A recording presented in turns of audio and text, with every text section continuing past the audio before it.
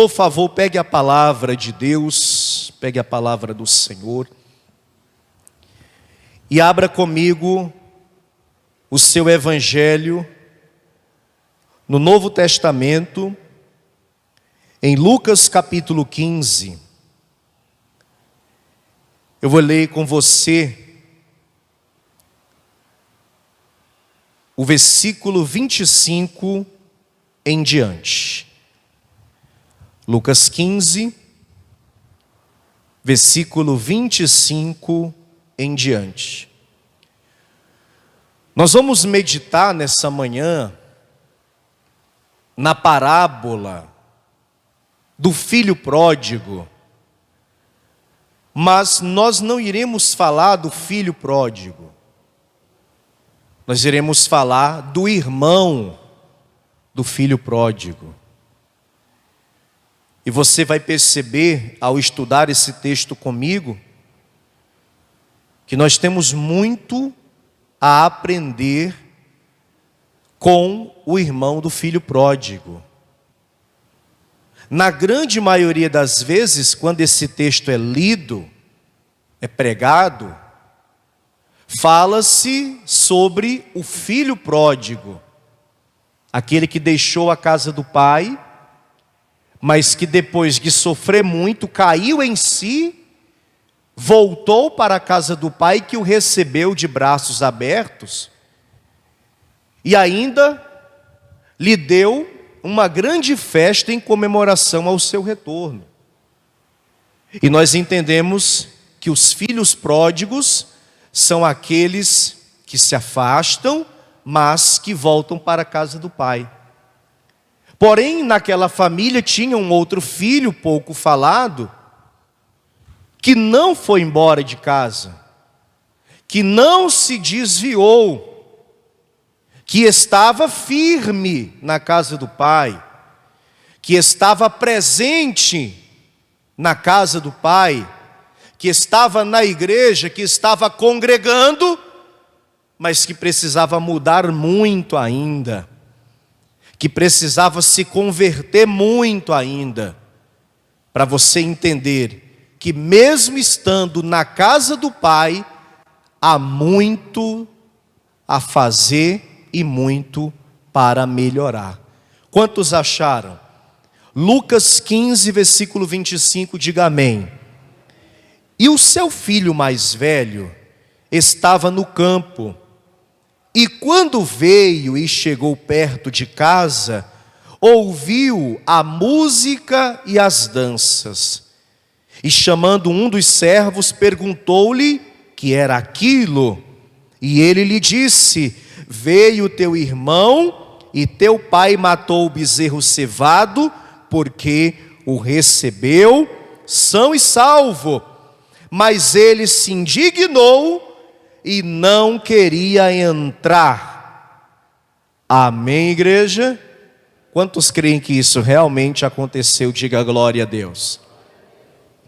Parece injusto a atitude do pai. Depois do irmão mais novo ter ido embora, ter gastado parte da herança que lhe foi dada, porque ele fez questão de receber parte da herança antes do pai morrer. E o filho mais velho, sempre ao lado do pai, sempre presente, sempre junto, vê o seu irmão voltando, e ainda assim, o pai recebendo o irmão e lhe dando uma festa. Ele ficou indignado, ele ficou enfurecido, enraivado, mas não deveria ter ficado. Ele deveria ter se alegrado tanto quanto o pai. E essa indignação já mostra o quanto esse homem precisava mudar.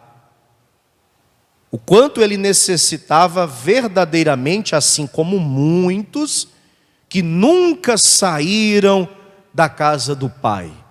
Eu acho que você está entendendo a referência, eu acho que você está pegando a visão. Assim como muitos que nunca saíram da igreja, estão na igreja há muitos anos, precisam mudar bastante. É sobre isso que o Espírito Santo quer nos falar. Amém? Quantos creem nessa palavra, diga glória a Deus. Então eu vou ler o versículo de número 27 em diante, você lê comigo em bom tom e alta voz. Vamos lá? Diga: e ele lhe disse: veio teu irmão e teu pai matou o bezerro cevado, porque o recebeu são e salvo. Mas ele se indignou e não queria entrar. Amém? Você crê na palavra do Senhor, igreja? Então desocupe as mãos e dê para essa palavra e para o Senhor a mais linda, bela, sincera, poderosa, a mais verdadeira e maravilhosa. Faça o possível para dar a melhor salva de palmas que Porto Alegre, que o Brasil inteiro já possa ter dado para o Senhor e sua palavra. Quem nos ouve pela rádio, quem nos assiste pela internet, junte-se a nós, que estamos aqui na sede da Paz e Vida em Porto Alegre. Exaltem, glorifiquem a Deus conosco. Pai bendito, a tua palavra vai ser pregada. Remove todos os impedimentos e tudo que atrapalha. Que eu diminua e que o Senhor cresça. Envie a tua palavra hoje com unção, com poder e autoridade, e que essa palavra vá e produza resultado para o qual é mandada, em nome de Jesus. Diga amém, Senhor. Sentem-se, por favor, igreja. Muito bem. Para analisarmos um pouco acerca deste filho mais velho, irmão do filho pródigo, é necessário que nós venhamos entender 3 aspectos. Primeiro, o irmão mais velho fazia uma avaliação errada do mais novo, o pródigo, que se perdeu. Ele também fazia uma avaliação errada do próprio pai. E terceiro, ele também fazia uma avaliação errada de si mesmo. Então entenda, avaliação errada do irmão, do pai e de si próprio. Por isso que ele agia assim. Por isso que ele se comportava desse jeito. Por que que ele fazia uma avaliação errada do irmão? Olha o que diz o versículo 30. Olha como ele fala do próprio irmão. Vindo, porém, este teu filho, ele está falando com o pai, tá? Que desperdiçou a tua fazenda com as meretrizes, ou seja, com as prostitutas, com as rameiras, com as mulheres da vida. Este teu aí, que gastou parte do teu dinheiro com prostituição, tu recebeu ele de volta, e tu ainda deu uma grande festa, matando-lhe o bezerro cevado, que era um animal preparado, separado dos demais, com uma alimentação diferenciada, que ficava sendo engordado por meses para uma festa, uma ocasião especial. Era honra alguém matar o animal cevado, no caso aqui, o bezerro cevado, e oferecer em uma festa. A pessoa se sentia honrada, por quê? Porque o animal cevado, o bezerro cevado, que foi preparado durante meses para uma ocasião importante, foi sacrificado e oferecido a mim, na minha festa. O mais velho ficou indignado. Depois de tudo que ele fez, o Senhor ainda lhe deu uma festa, matou o bezerro cevado, mesmo ele tendo feito tudo que fez. E por que ele está fazendo uma avaliação errada do irmão? Porque ele está deixando de observar alguns princípios bíblicos. O primeiro que eu posso apontar aqui junto com você é esse que a gente encontra aqui em Mateus, no capítulo 7. Marque, por favor, Lucas 15. E vá comigo a Mateus 7. Por que ele estava julgando mal o irmão, pessoal? Porque ele não estava conseguindo enxergar o arrependimento do irmão. Ele não conseguia ver o arrependimento do irmão. E que o irmão voltou em busca de reconciliação. Ele considerava o irmão um ingrato e indigno de perdão. Ele estava fazendo duas coisas, e eu quero observar com você essas duas coisas. Primeiro, julgando. E segundo, ele não está querendo liberar perdão. São dois princípios que todos os cristãos devem observar e praticar. Não julgar e, de igual modo, perdoar. Mateus capítulo 7, a partir do 1, Jesus diz assim: não julgueis, para que não sejais julgados. Porque com o juízo com que julgardes, sereis julgados. E com a medida com que tiverdes medido, vos hão de medir a vós. E porque reparas tu no argueiro que está no olho do teu irmão, e não vês a trave que está no teu olho? Ou como dirás a teu irmão: deixa-me tirar o argueiro do teu olho, estando uma trave no teu? Hipócrita, tira primeiro a trave do teu olho, e então cuidarás em tirar o argueiro do olho do teu irmão. Amém? Ele estava se colocando na condição de juiz, por julgar os atos do irmão, e estava esquecendo, assim como muitos esquecem, que era tão pecador como o irmão. Então ele fazia uma avaliação errada do irmão a partir desse ponto, porque ele julgava e ele considerava o irmão indigno de perdão. Se nós pararmos aqui e fizermos uma roda, sentarmos todos e começarmos a contar parte do nosso passado, muitos irão se impressionar com as histórias uns dos outros. Sim ou não? E é capaz de ainda ter alguém com coragem de julgar. Como que você fez isso?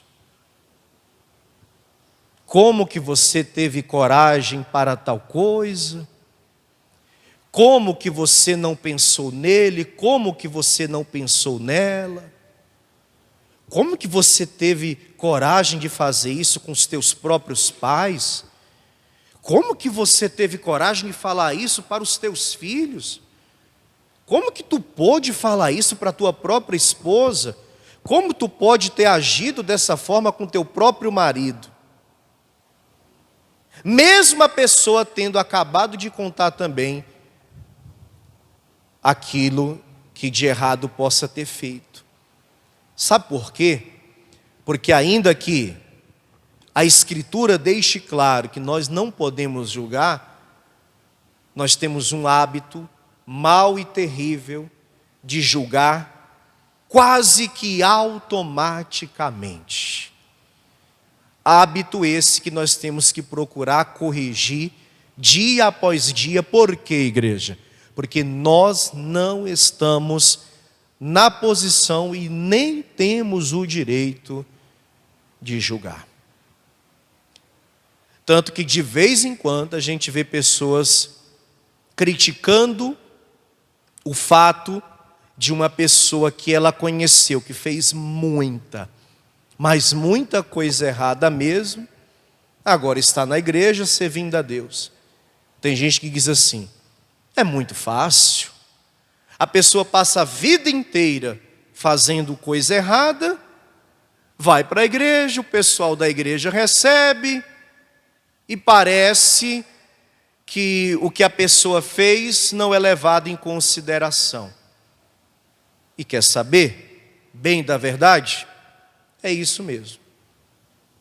Eu, particularmente, pouco me importo com o que você fez no seu passado, porque o próprio Deus diz que dos teus pecados eu não lembro mais. E em Atos, Lucas escreveu dizendo que o Senhor não leva em consideração o tempo da ignorância. E se Deus, o Pai, te perdoou, quem sou eu para te julgar e não te perdoar? Por isso que nós vamos receber, na concepção do mundo, a pior das pessoas, porque é ela que vai encontrar o nosso apoio, a nossa ajuda, e a vida dela vai ser transformada. Quem está nessa mesma visão que eu, diga glória a Deus. Porque foi assim que eu cheguei, e eu acredito que independente do que eu fiz e do que você fez, você também pecou, você também falhou, você também errou, mas Deus te recebeu, e hoje você se encontra aqui, para a honra e para a glória de Deus Pai. Amém? E a outra coisa que ele não está querendo fazer, é isso que a gente encontra aqui em Mateus 6. Você está no capítulo 7, capítulo 6 agora, versículo de número 14, quem achou diga amém.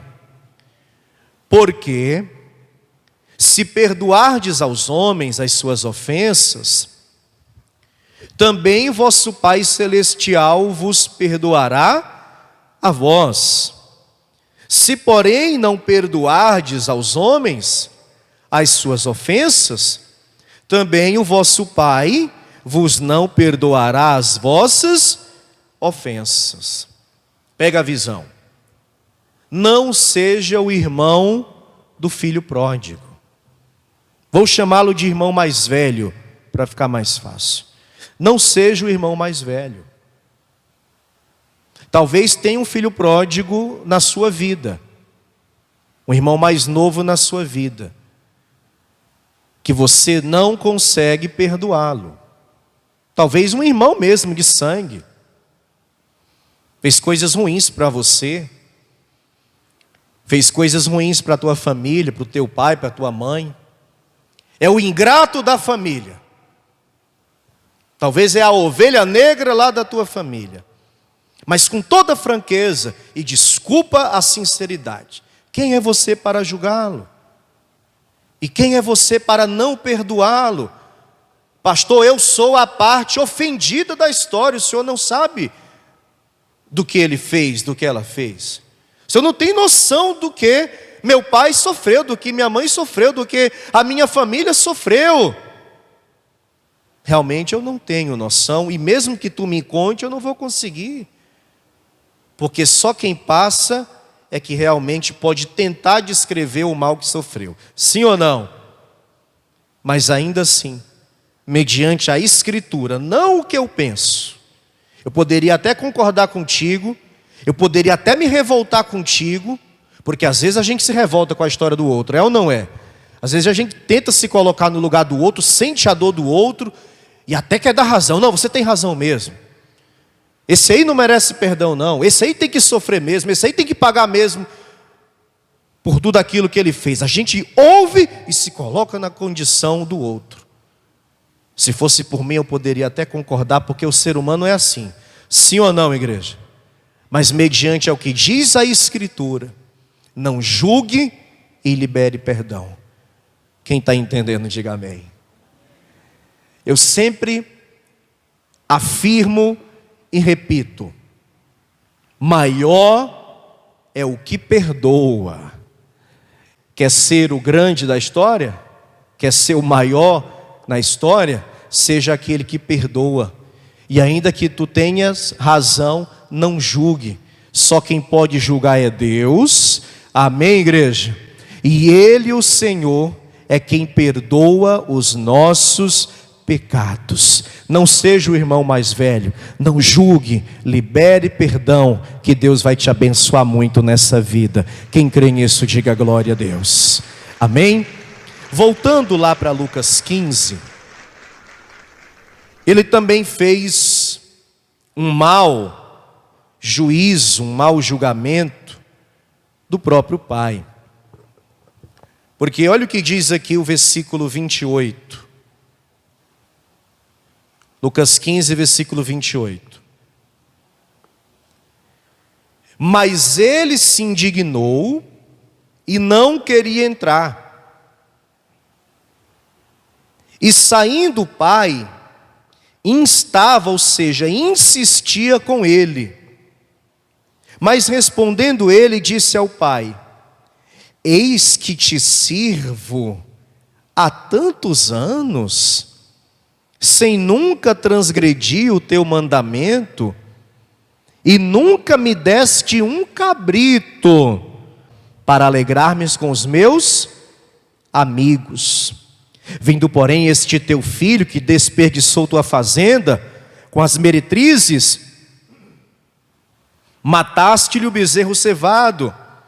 E ele lhe disse: filho, tu sempre estás comigo, e todas as minhas coisas são tuas. Amém? Em outras palavras, tudo sempre foi teu. Tu não precisa, ou no caso, tu não precisava esperar eu matar o bezerro para tu promover e dar uma festa para os teus amigos. Tudo isso aqui sempre foi teu. Mas ele tinha uma percepção errada do pai, achando que o pai favorecia o irmão, ou passava a mão na cabeça do irmão, ou lhe tratava de modo diferente, mesmo ele tendo sido aquele que sempre esteve ao lado do pai. E isso acontece nas melhores famílias. Geralmente, o que é mais próximo do pai, mais temente, mais obediente, que ajuda mais, sempre tem um irmão mais problemático. E às vezes esse que é próximo acaba se revoltando com o pai e com a mãe, achando que é tratado de modo diferente, que é desfavorecido, mesmo tendo tudo ao seu dispor, como ele tinha. Ele achava que o pai era injusto com ele, mas o pai nunca foi injusto com ele. Tem algo que às vezes passa pela cabeça de muitos cristãos: Deus está sendo injusto comigo. Deus está sendo injusto comigo. Você já entendeu? O pai aqui é Deus. E hoje nessa história o irmão mais velho somos nós. E o filho mais novo pode ser todos aqueles que, mesmo depois de muitos erros, de muitas falhas, recebeu o perdão do pai e está sendo tratado pelo pai conforme nós estamos sendo tratados. E por que às vezes a sensação de injustiça nos toma conta? Porque você está ali, firme na igreja, você faz as campanhas, você vem na reunião, você procura ser uma mulher de Deus, um homem de Deus, você procura ser uma pessoa fiel. Mas parece que o pai não está vendo tudo isso. E tem um ou outro que você conhece, vai pegando a visão, que aparentemente não é tão fiel como você, que não dá o mesmo testemunho que tu dá, que até se desviou, voltou, mas se desviou. E a sensação que tu tem é que Deus está abençoando mais ele do que você. E quando se trata de salvação é pior. Porque na cabeça de muitos, chega a ser até um absurdo o fato de que alguns poderão se salvar nos últimos momentos. Por exemplo, tem pessoas que nasceram num berço cristão, filhos de crentes, como se falava antigamente, cresceram na igreja, todo domingo, firme na presença do Senhor, fizeram a obra, estão há 30, 40 anos na igreja. Vai chegar um, nos últimos instantes, e vai se salvar de igual modo. Amém? Tu nunca saiu de perto do teu pai, como ele nunca saiu. E outro nunca quis estar perto do pai, só no fim. E poderá se salvar conforme você que ficou a vida inteira na presença de Deus. Parece injusto, sim ou não? Mas quem conheceu a mente do Senhor? Quem foi seu conselheiro? Para a gente falar disso, abra agora comigo em Mateus 20. Tem uma parábola que eu gosto muito, quando se fala de injustiça, acerca do tratamento de Deus para conosco. Olha o que diz aqui. Mateus 20, versículo de número 1. Quem achou, diga amém. Porque o reino dos céus é semelhante a um homem, pai de família, que saiu de madrugada a assalariar trabalhadores para a sua vinha. E ajustando com os trabalhadores um dinheiro por dia, mandou-os para a sua vinha. E saindo perto da hora terceira, viu outros que estavam ociosos na praça, e disse-lhes: ide vós também para a vinha e dar-vos-ei o que for o que, gente? Justo. E eles foram. O que está acontecendo aqui? O dono da vinha está contratando pessoas para trabalhar para ele. Só que ele vai fazer isso em horários diferentes do dia. Você vai perceber que ele começa a contratar os trabalhadores assim que o dia nasce. Por volta de 5, 6 da manhã, da hora primeira, como os judeus contavam as horas na época. E na medida com que o dia vai avançando, ele vai chamando mais pessoas. Eu não sei se você percebeu no versículo de número 3, a hora terceira se refere a 9 horas da manhã. Eu já ensinei isso aqui, lembra da contagem? O dia começava a ser contado às 6. Então, 7 horas, primeira hora, 8 da manhã, segunda hora, 9 da manhã, terceira hora. Era assim que as horas eram contadas, tá? Então, assim que o dia nasceu, ele contratou uma equipe. 9 da manhã, ele contratou uma outra equipe. Meio-dia, ele vai contratar outros. Versículo 5. Saindo outra vez perto da hora sexta, meio-dia, e 9, 3 da tarde. Fez o quê? Teve gente que começou 6 da manhã, 9 da manhã, meio-dia e 3 da tarde. Vai pegando a visão. Versículo 6. E saindo perto da hora 1/10, 5 da tarde, encontrou outros que estavam ociosos, e perguntou-lhes: por que estáis ociosos todo o dia? Disseram-lhe eles: porque ninguém nos assalariou, ninguém nos contratou. Diz-lhes ele: ide vós também para a vinha e recebereis o que, gente? O que for justo.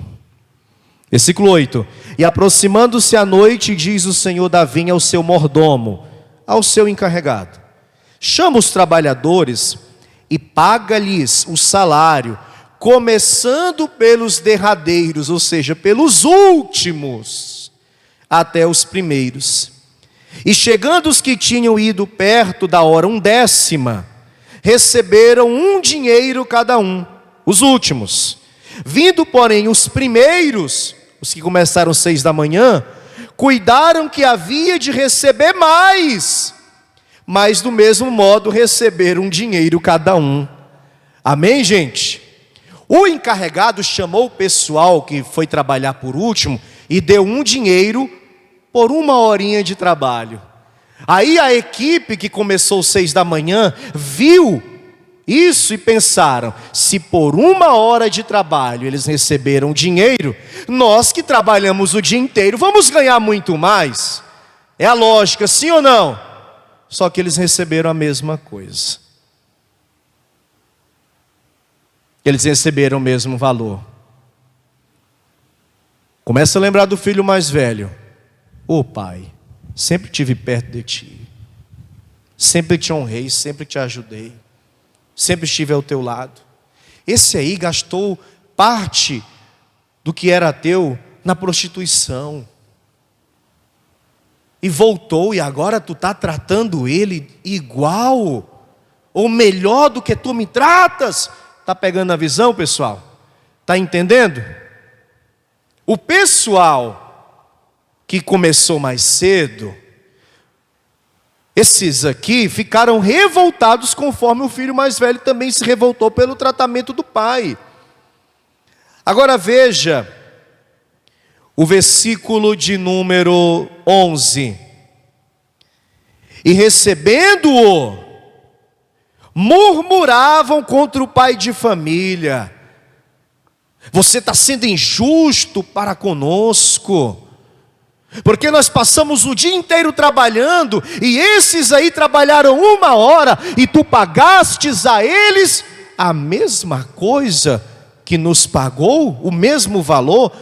Está errado, é injusto, isso não pode acontecer. E aí o pai de família, que é Deus também nessa história, responde assim, ó. Continua a leitura: estes derradeiros trabalharam só 1 hora, e tu os igualaste conosco, que suportamos a fadiga e a calma do dia. Mas ele, o pai de família, respondendo, disse a um deles: amigo, não te faço injustiça, não ajustastes tu comigo 1 dinheiro? Toma o que é teu, retira-te, eu quero dar a este último, a este derradeiro, tanto como a ti. Ou não é lícito fazer o que quiser do que é meu? Ou é mau o teu olho porque eu sou bom?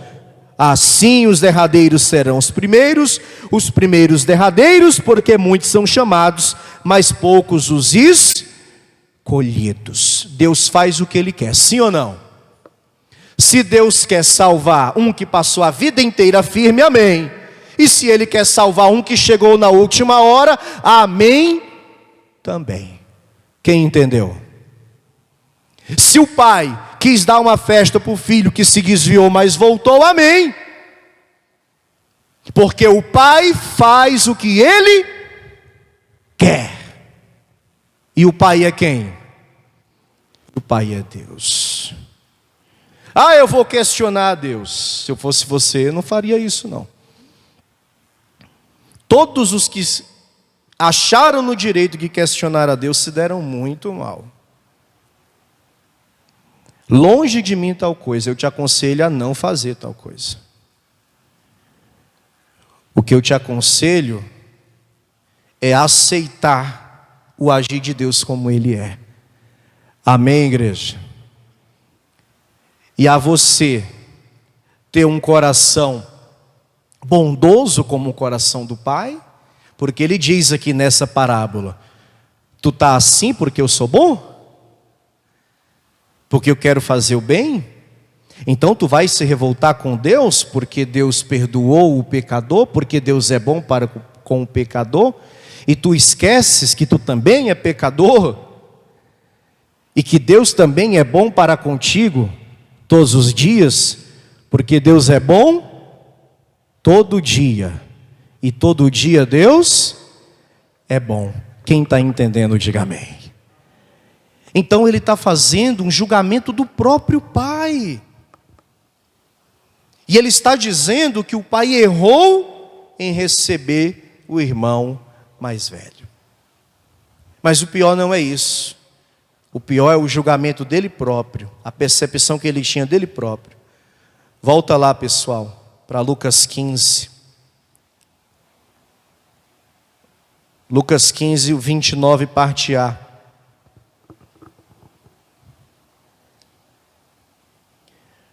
Olha o que diz. Lucas 15, versículo 29. Mas respondendo ele, disse ao pai: eis que te sirvo há tantos anos, sem nunca transgredir o teu mandamento. Ele está falando dele próprio. Ele está se autopromovendo. Ele está, de certo modo, se colocando na condição de superior ao irmão, criticando o pai por achar que o pai não está reconhecendo isso. Essa autopromoção, ela é muito perigosa. O eu sou bom, eu sou santo, eu sou merecedor, eu sou fiel. Isso é muito perigoso. A Escritura já nos ensinou que é muito mais saudável, espiritualmente falando, você se reconhecer um pecador do que um homem santo. Porque muitos caíram na soberba de se acharem santos, perfeitos, fiéis. Eu não sou igual o fulano. Ah, então você é melhor do que ele?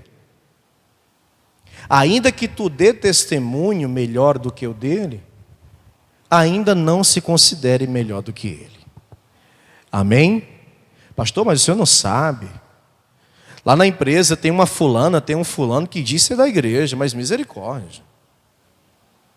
Tanto que o povo lá diz que eu é que sou crente de verdade, eu é que sou cristão de verdade.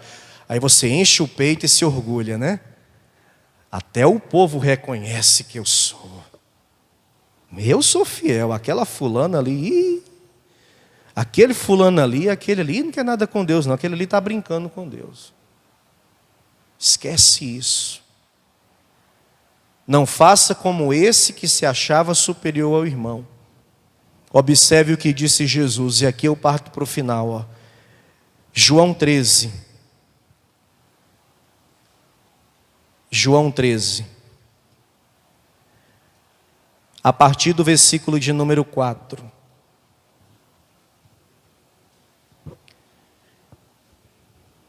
João 13, versículo 4. Está escrito assim, pessoal. E levantou-se da ceia, tirou as vestes, e tomando uma toalha, cingiu-se. Depois pôs água numa bacia, e começou a lavar os pés aos discípulos, e a enxugar-lhes com a toalha com que estava cingido. Amém? Quem estava na condição de servo? Jesus. É muito simbólico esse ato, porque era comum naquela época.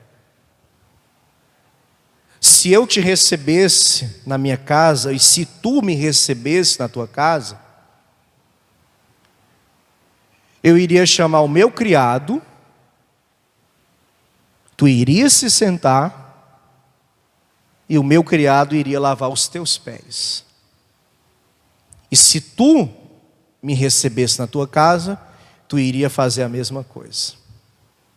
O criado que trabalhasse para ti, iria lavar os meus pés. Quem está entendendo?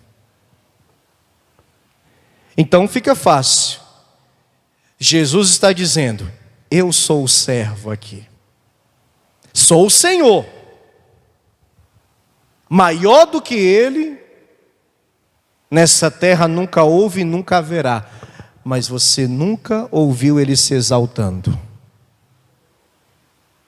Amém? Você nunca viu Ele se exaltando. Nunca. Pedro, como de costume, o falastrão dos discípulos, que ainda precisava se converter muito. Pedro só se converteu depois. Toma a direção e diz assim, versículo 6. Aproximou-se, pois, de Simão Pedro, que lhe disse: Senhor, tu lava-me os pés a mim? Respondeu Jesus e disse-lhe: o que eu faço não sabes tu agora, mas tu o saberás depois. Medida as proporções, longe de mim me comparar ao Senhor, mas um dia eu cheguei numa igreja, fiz uma reunião com os obreiros e disse assim: obreiros, o gabinete pastoral e o banheiro do pastor, fiquem tranquilos, pastora e eu cuidamos. Teve uma irmã que disse: não, o senhor lavando o banheiro? A pastora lavando o banheiro, limpando a sala? Não, isso não pode. Por que que não pode? A sala não é minha? O banheiro não é nosso? Não seremos nós que iremos usá-lo e sujá-lo? Por que que a gente não pode limpar? Não, é porque isso nunca aconteceu aqui. Inclusive tinha até briga. A obreira que iria lavar o banheiro do pastor. Pois acabou. E enquanto eu estiver aqui, minha esposa e eu lavamos o nosso banheiro, limpamos a nossa sala. Tudo certo, pessoal? E durante os 3 anos que ficamos lá, assim foi. Quem está entendendo? Qual o demérito de você limpar uma sala e lavar um banheiro porque você tem um título? Lá no céu não vai ter uma fila. Pastores, fila tal. Não. Lá no céu não haverá filas. Aliás, haverá só uma divisão. Direita, os benditos do Pai, e esquerda, os malditos. Você leu isso na Bíblia já, né? Sim ou não? Só vai ter essa divisão. Mas fila, pastor, obreiro, tia da escolinha, irmão com 10 anos de igreja, irmão com 20 anos de igreja, irmão com meses de igreja, não. Vai ter só uma divisão, os salvos e os que serão condenados naquele grande dia. Quem está entendendo, diga amém. Amém? Pedro está abismado, Pedro está assustado, porque Jesus está lavando os pés deles. Veja, versículo 8. Disse-lhe Pedro: nunca me lavarás os pés. Respondeu-lhe Jesus: se eu te não lavar, não tens parte comigo. Disse-lhe Simão Pedro: Senhor, não só os meus pés, mas também as mãos e a cabeça. Ou seja, o Senhor pode até me banhar. Diga glória a Deus. O que é que Jesus está nos ensinando aqui? A nunca nos considerarmos superiores aos outros. Porque maior é o que serve. Amém, igreja? Quem entendeu, diga amém. Então, para resumir, o pecador da história é o filho que se perdeu, coitado. Todas as pregações que falam do filho pródigo, uma pregação de 1 hora, 50 minutos batendo no coitado do filho pródigo. E uns 10 minutinhos exaltando o fato dele ter voltado. Amém? Que bom que ele voltou, sim ou não? Se um dia você se afastou e voltou, glória a Deus porque você voltou. Diga glória a Deus. Só que dentro de casa, depois do que nós ouvimos aqui, tinha um perdido igual o que estava fora. Quem pegou a visão? Entendeu, pessoal? Tinha um perdido dentro de casa. Porque julgava e não perdoava o irmão. Porque tinha uma percepção errada do irmão e do próprio pai e de si mesmo. E às vezes, está todo mundo preocupado com as pessoas que se perderam, porque tem muita gente perdida. Eu digo e repito, a igreja com o maior número de membros é a igreja dos desviados, é a igreja dos afastados. Se um dia esse povo resolver voltar para a igreja, e se eles voltassem no mesmo dia, ia faltar espaço, ia faltar lugar, porque o que tem de gente afastada, muito provavelmente é igual ao superior que tem de gente hoje indo para as igrejas, firme nas igrejas, pode ter certeza disso. Então está todo mundo preocupado com os filhos que se perderam, e orando, fazendo jejum, fazendo oração, fazendo campanha, para que eles voltem. E é isso mesmo que temos que fazer. Amém? Mas vamos olhar para os que estão em casa.